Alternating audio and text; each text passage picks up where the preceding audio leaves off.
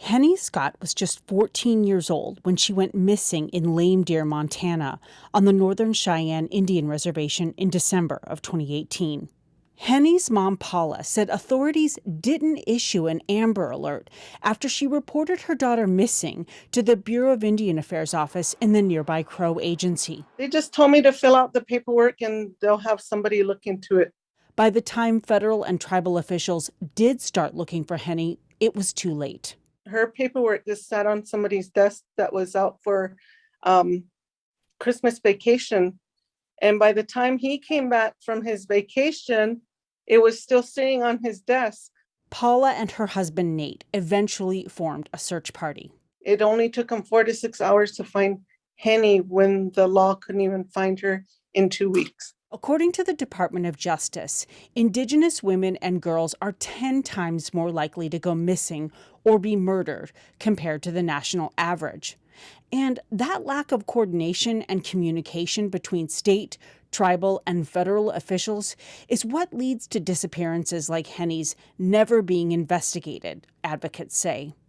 Lawmakers across the country want to do something about it. If we go missing, the local tribal police will be contacted, local police, state police, broadcasters will be contacted. Washington state legislator Deborah Lacanoff is a citizen of the Tlingit Nation and represents the state's 40th district.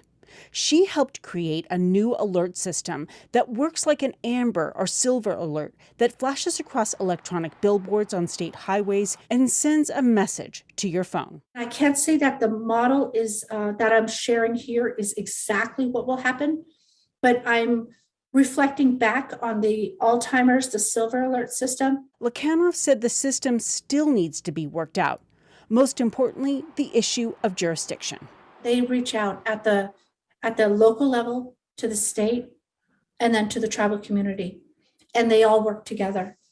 Yakima tribal citizen Patricia Whitefoot's sister, Daisy, went missing more than 30 years ago along the Columbia River after she had gone fishing with friends and family members.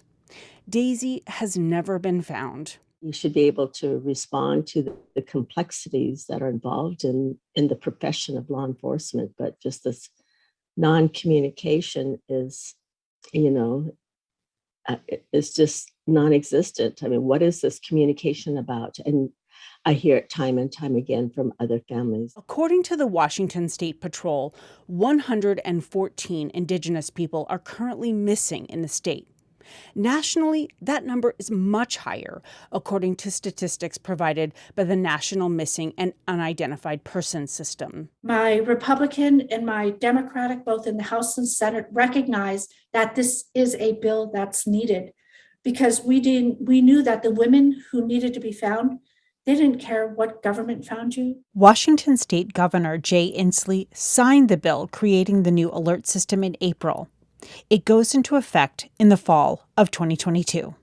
Henny Scott would have graduated from high school this year. I have a little bit of closure, but not a whole lot. I want to reopen her case, but it's like, I don't even think anything will be done because of the way it was investigated. Paula said she's still looking for answers.